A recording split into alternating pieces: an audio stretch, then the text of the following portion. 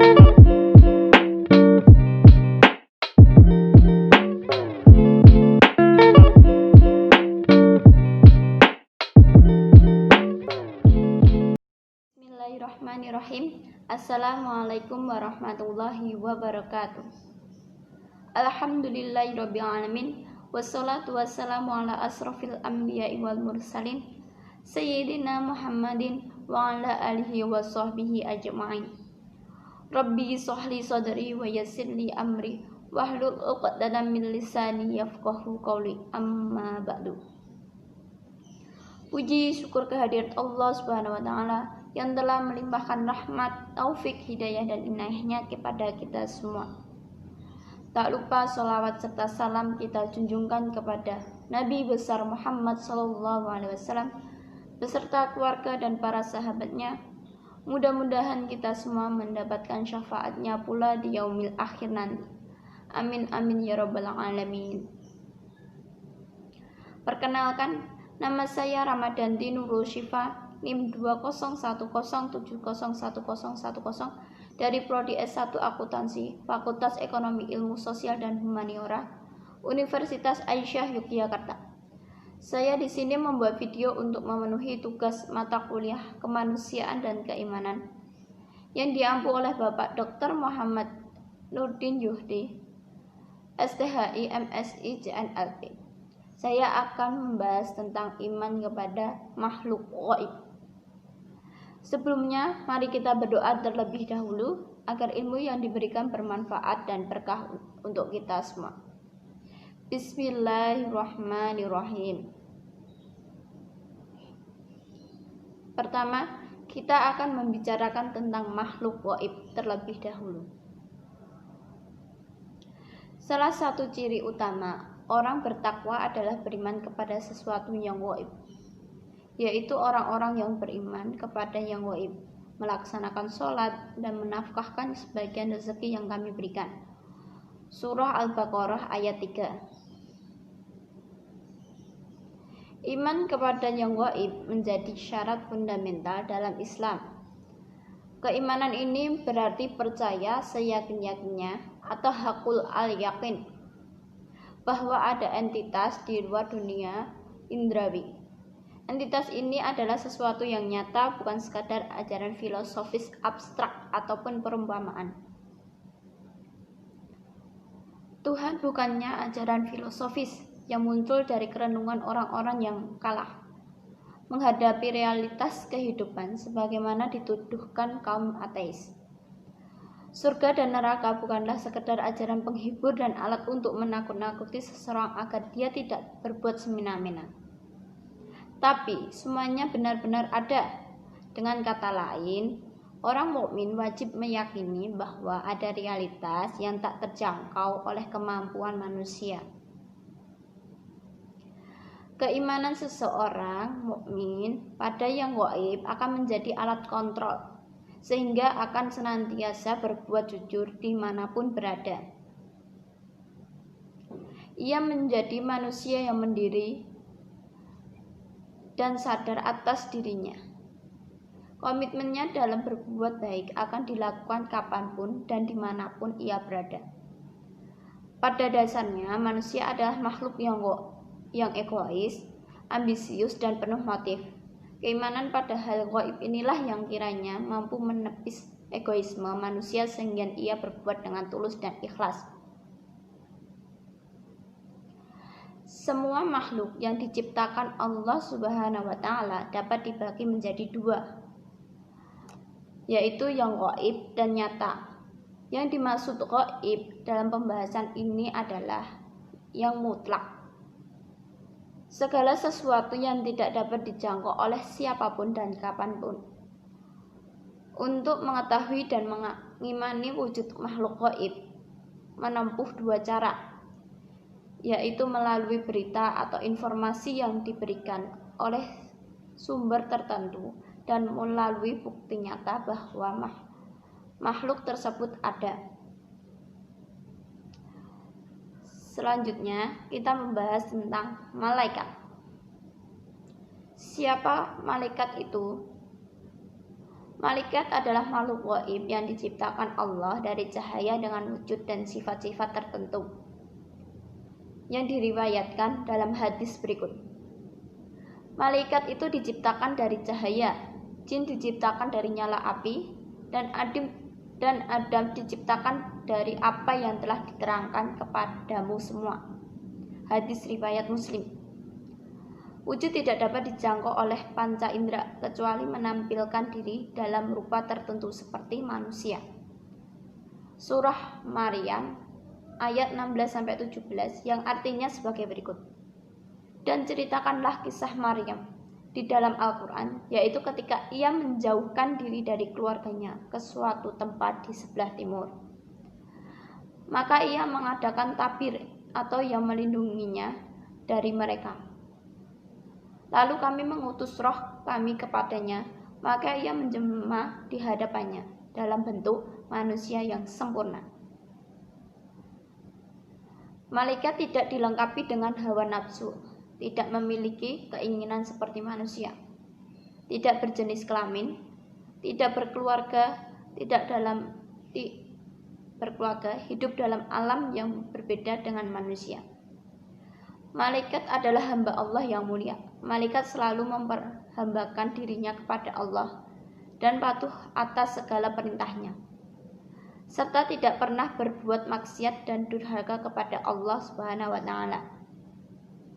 Nama dan tugas malaikat. Jumlah malaikat sangat banyak, tidak bisa diperkirakan. Ada perbedaan tingkat di antara mereka, baik dalam kejadian, tugas, pangkat, dan kedudukan. Sebagian dari malaikat diberi nama-nama mereka, dan sebagian mereka hanya dijelaskan tugas-tugasnya saja. Ada yang bertugas di alam ruh, bertasbih kepada Allah Subhanahu wa Ta'ala, memberi salam kepada ahli surga dan menyiksa penghuni neraka. Ada yang bertugas di alam dunia, berhubungan dengan manusia, seperti mencatat amal, mencabut nyawa, menurunkan hujan, menumbuhkan tanaman, dan lain-lain. Di antara nama dan tugas malaikat adalah 1. Malaikat Jibril, bertugas menyampaikan wahyu kepada Nabi dan Rasul, yang dijelaskan pada surah Al-Baqarah ayat 97. 2. Malaikat Mikail, bertugas mengatur hal-hal yang berhubungan dengan alam, yang dijelaskan pada surah Al-Baqarah ayat 98. 3. Malaikat Israfil, bertugas meniup trompet di hari kiamat dan berbangkit, yang dijelaskan pada surah Al-Kahfi ayat 99. 4. Malaikat Maut bertugas mencabut nyawa manusia dan makhluk lainnya, yang dijelaskan pada surah As-Sajdah ayat 11. 5. Malaikat Raqib dan Atid, yang bertugas mencatat amal perbuatan manusia. Malaikat Kiraman Katibin, yang bertugas menulis amal perbuatan manusia. Malaikat Hafazah, yang bertugas memelihara segala catatan amal manusia, yang dijelaskan pada surah Qaf ayat 17-18. 6. Malaikat Munkar dan Nakir. 7. Malaikat Ridwan, penjaga surga dan pemimpin para malaikat pelayan surga. 8. Malaikat Malik, penjaga neraka dan bertugas memimpin para malaikat menyiksa penghuni neraka, yang dijelaskan pada surah Az-Zukhruf ayat 77. 9. Malaikat yang bertugas memikul arsy, yang dijelaskan pada surah Al-Mu'min ayat 7. 10. Malaikat yang bertugas menggerakkan hati manusia untuk berbuat kebaikan dan kebenaran. Rasulullah bersabda, syaitan dapat menggerakkan hati anak Adam, demikian pula malaikat dapat menggerakkan hati. Bisikan syaitan berupa godaan untuk melakukan kejahatan dan mendustakan kebenaran. Sedangkan ajakan malaikat berupa dorongan untuk berbuat kebaikan dan meyakini kebenaran. Hadis riwayat Ibnu Abi Hatim dan Tirmizi. Malaikat yang bertugas mendoakan orang-orang yang beriman supaya diampuni oleh Allah segala dosanya, diberikan ganjaran surga dan dijaga dari segala keburukan dan doa-doa lain. Manusia lebih mulia daripada malaikat. Pertama, Allah Subhanahu wa taala memerintahkan kepada malaikat untuk sujud kepada Adam yang dijelaskan pada surah Al-Baqarah ayat 34. 2. Malaikat tidak bisa menjawab pertanyaan Allah tentang al-asma. Sedangkan Adam mampu karena memang diberi ilmu oleh Allah Subhanahu wa taala yang dijelaskan pada surah Al-Baqarah ayat 31 sampai 33. 3. Kepatuhan malaikat kepada Allah Subhanahu wa taala karena sudah tabiatnya. Sebabkan malaikat tidak memiliki nafsu, sedangkan kepatuhan manusia kepada Allah Subhanahu wa taala melalui perjuangan yang berat melawan hawa nafsu. 4. Manusia diberi tugas oleh Allah menjadi khalifah di permukaan bumi yang dijelaskan pada surah Al-Baqarah ayat 30. Hikmah beriman kepada malaikat. Pertama, lebih mengenal kebesaran Allah yang menciptakan dan menugaskan malaikat. 2. Lebih bersyukur kepada Allah atas perhatian dan perlindungannya terhadap hambanya dengan menugaskan para malaikat untuk menjaga, membantu, dan mendoakan hambanya. 3. Berusaha berhubungan dengan malaikat dengan cara mensucikan jiwa, membersihkan hati, dan meningkatkan ibadah kepada Allah. Sehingga seseorang akan merasa beruntung bila termasuk golongan yang didoakan malaikat. Sebab doa malaikat tidak pernah ditolak. 4. Berusaha selalu berbuat kebaikan dan menjauhi kemaksiatan, sebab ada malaikat yang selalu mengawasi. Selanjutnya kita membahas jin, iblis, dan syaitan. Pertama, secara etimologis kata al-jin berasal dari kata jannah, artinya bersembunyi. Dinamai al-jin karena tersembunyi dari pandangan manusia. Jin adalah satu bangsa seperti halnya bangsa manusia. Kendati iblis berasal dari golongan jin, tidak seluruh jin menyesatkan. Ada pula di antara jin yang soleh dan beriman. Jadi, makhluk berakal dari bangsa jin dan manusia sama-sama berpotensi untuk bisa menjadi setan.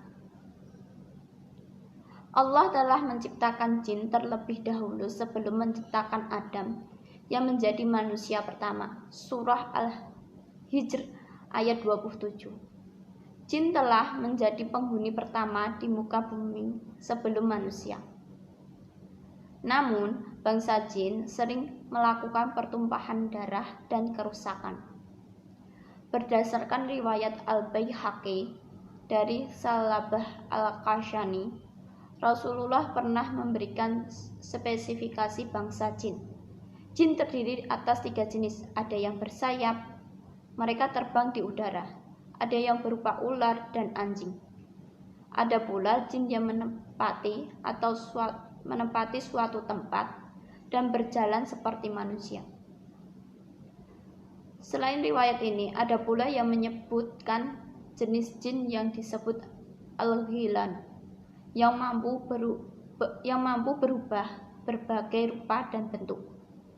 Kaum cendekiawan dan bangsawan dari golongan jin disebut dengan ifrit. Kaum ini dikenal pula dengan kecerdikan dan kekuatannya. Surah An-Naml ayat 39.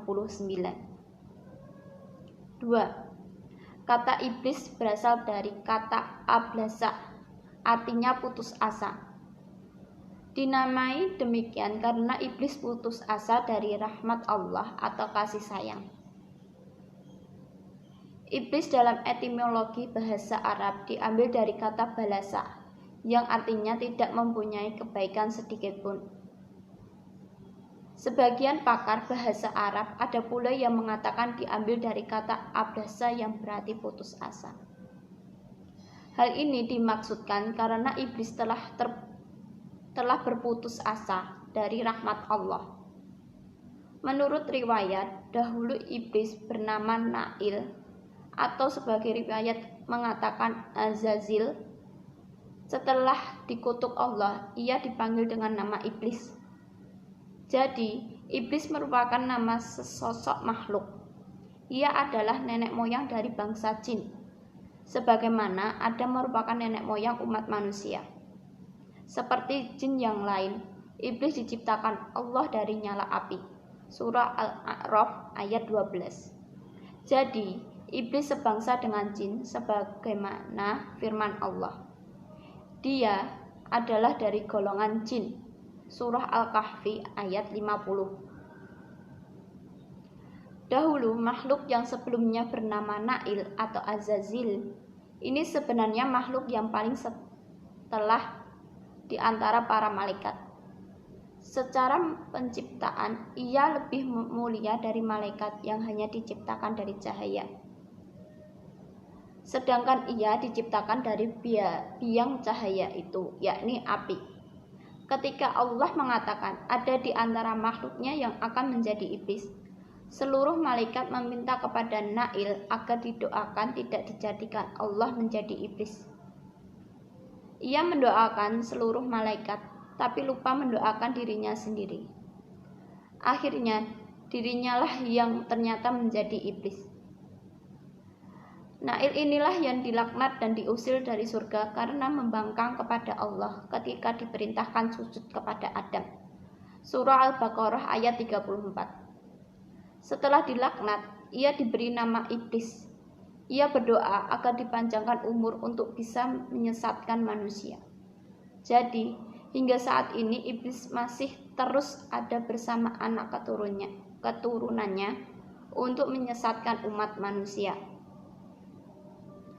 3. Kata syaiton berasal dari kata syatana, artinya menjauh. Dinamai demikian karena jauhnya dia dari kebenaran. Jin adalah makhluk gaib yang diciptakan oleh Allah dari api, mukallaf seperti manusia. Di antara mereka ada yang patuh dan ada yang durhaka. Yang durhaka pertama kali adalah iblis, anak cucunya disebut syaitan. Adapun setan merupakan sifat dari iblis.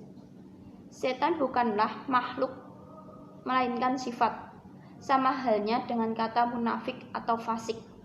Jadi, sebutan setan tidak hanya berasal dari golongan jin, tetapi juga dari golongan manusia. Sebagaimana firman Allah, dan demikianlah kami jadikan bagi tiap-tiap nabi musuh, yaitu setan dari jenis manusia dan jin. Surah Al-An'am ayat 112. Dalam Majma' Al-Bahrain disebutkan setan secara etimologi bahasa Arab diambil dari kata syatana yang bermakna menjauh. Ini dimaksudkan mereka yang disebut setan jauh dari Allah dan menjauhkan orang beriman dari Rabb mereka. Ja'far Syariat Madari dalam Syarh wa Tafsir Lughat Quran mendefinisikan setiap makhluk yang sangat susah menerima kebenaran dan hakikat baik dari golongan manusia atau jin atau dari kalangan hewan sekalipun, maka ia termasuk setan. Jadi, manusia bisa disebut setan jika ia menjauhkan orang dari Allah. Setan merupakan sebuah entitas dan laqab atau gelar yang memiliki makna pembangkang atau penentang. Setan dimaknai pula sebagai penyebar fitnah dan menyesat.